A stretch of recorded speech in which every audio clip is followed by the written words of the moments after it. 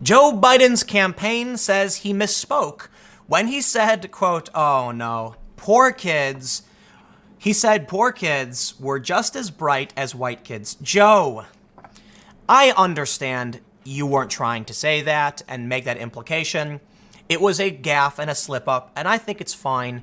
But of course, we live in a hell world of politics where anyone will take anything they can and weaponize it.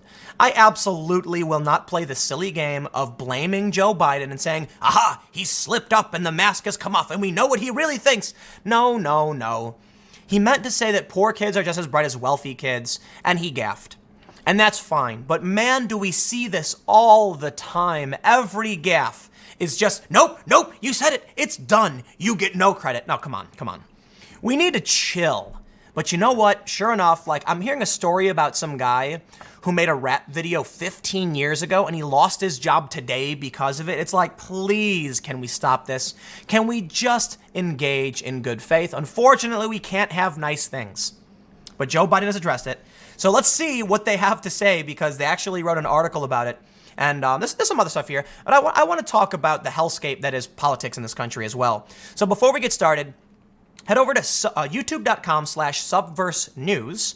And we've got a bunch of videos. The video we just put out the other day addresses some of the comments I made just a moment ago when talking about Jordan Peterson. It's called Young Men Are Becoming Isolated from Society. Subverse News is going to be tackling just straight news, no opinion, original research.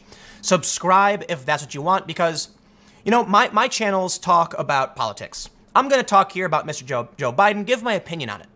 But if you want to see original reporting without the bias or the opinion, to the best of our abilities, youtube.com/subversenews. I will be contributing more on-the-ground reporting, which is why I've been, a lot of people don't realize that in the past year or so, I've been behind the scenes preparing all of this so that I can go on the ground. That's what the van is for. So very much so, I have been doing research. I have been planning stories. I've got something coming up. I'm going to be heading to New Mexico and Texas. It's going to be great. Real reporting. That's where you can find it. But let's get back to the news about Joe Biden and this just poor, awful gaffe that is going to hurt him, and it shouldn't. Because we get it. You misspoke. Can we actually talk about the issues? I don't think Joe Biden is racist, okay? They're going to try and smear him that way, and it's just like Trump brought this up. I think didn't Trump say something like he was going to put a list together of all the people who are called racist? It's like, I'm just so sick and tired of that being the go-to. Orange man bad, orange man racist. Okay, I get it. You said it a million times. Oh, Joe Biden. He said poor kids are just as bright as white kids. Yes, he gaffed. It was a mistake. Let's read. Former Vice President Joe Biden's campaign says he misspoke when he told a group of Hispanic and Asian voters in Iowa on Thursday that, quote, poor kids are just as bright and just as talented as white kids, before he attempted to correct himself. Biden, who's been on a campaign swing through Iowa, was speaking on education at a town hall hosted by the Asian and Latino Coalition in Des Moines, Iowa. Quote, we have this notion that somehow if you're poor, you cannot do it. Poor kids are just as bright and just as talented as white kids. Wealthy kids, black kids, Asian kids. No, I really mean it. But think how we think about it, he said. They can do anything that anyone else can do, given a shot, he added later. Biden's verbal slip-up comes as he is campaigning in Iowa during the state fair weekend, where a recent poll shows he still maintains a lead over the rest of the field. Biden has a reputation for making misstatements on the trail and has even called himself a gaffe machine. Quote, I am a gaffe machine, but my God, what a wonderful thing compared to a guy who can't tell the truth, Biden said in December in reference to President Donald Trump. Biden has been a gaffe machine as long as I can remember. I could be wrong, but wasn't there something back in 2008 or whatever where they kept pointing this out, and then with Obama's reelection, they were like, man, the dude can't speak. He needs a script in front of him. Here's the thing. I feel bad when I see nonsense stories like this. When he said it, and then quickly said wealthy kids, black kids, and Asian kids, I bet he thought nothing would happen. That was the end of it. Nope. You get a CNN story, you get all the rage bait popping up on Twitter and everyone pointing the finger. Now, I want to point out one more story too that I see popping up. A young woman in Iowa approached Biden and asked him, how many genders are there? And Joe Biden looks and says, there's at least 3. And there it is. I'm sorry, Joe, that's the wrong answer. And you may be wondering why. Am I saying it's the right-wing wrong answer, the left-wing wrong answer? No, it's wrong to both the left and the right, because the right believes there's 2 genders and the left believes there's infinity genders. Sorry, Joe, you were wrong. He then grabs the young woman by the arm, pulls her back, and says, "I was the first on board for marriage," or something to that effect. And this made this young woman very angry. She didn't like the fact that he said, "Don't play with me, kid," and then he grabbed her and said, "I was the first on board for marriage." A bit stern, but I also want to point out there's a lot of outrage by this, and I just don't think, look, Joe shouldn't have grabbed this young woman. I don't have the article pulled up. He shouldn't have grabbed her. He shouldn't have said there's 3 genders. And it was just, you shouldn't say, "Don't play with me. Don't play games with me, kid." Wrong thing to do, but it's not really that big a deal. None of this is. But look, we're entering 2020, and we are going to see every hit in the books. Joe Biden could have, a piece of toilet paper stuck to his shoe, and you better believe it's going to be a news campaign. And then you're going to see, like, Kamala Harris be like, "Joe, you had toilet paper on your shoe, and you didn't recycle it." And it's like, there we go, because any opportunity, that's what we're going to see. And so the point I've made as we were entering this campaign season, like Amy Klobuchar eating salad with a comb, I kid you not, that was one of the hit pieces. Amy Klobuchar was eating salad with a comb. And I said, if you think this is nuts, wait till you see what happens. One of the biggest advantages Trump has right now is that Trump doesn't have Republicans tearing him down on stage during debates. Biden does. So after the primary process, when the Democrats make it through, we are going to end up seeing Trump point out everything that they fired at Biden all over again. So when someone says, "Biden, you did X, Y, and Z," well, then we get over it. Biden responds to it, right?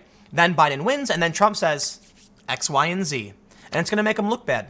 Trump has the advantage of the Democrats attacking themselves. Let's read a little bit more. They say Trump's re-election campaign seized on Biden's comments. Oh, and here we go. Andrew Clark, the rapid response director of the 2020 campaign, tweeted an edited video of Biden's comments. Yikes, have fun mitigating that one. And you know what, man? I can agree with that.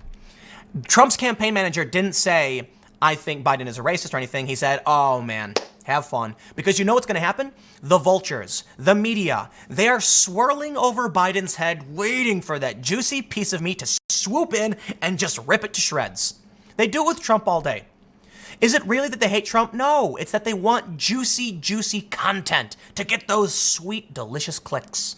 All those clicks. It's like the click donut dripping with glaze, and then they see Joe Biden, and he makes a gaffe, and then their eyes glow red like laser beams, and they dart straight to the earth and latch on and start ripping. Okay, I'll chill. Let's read on.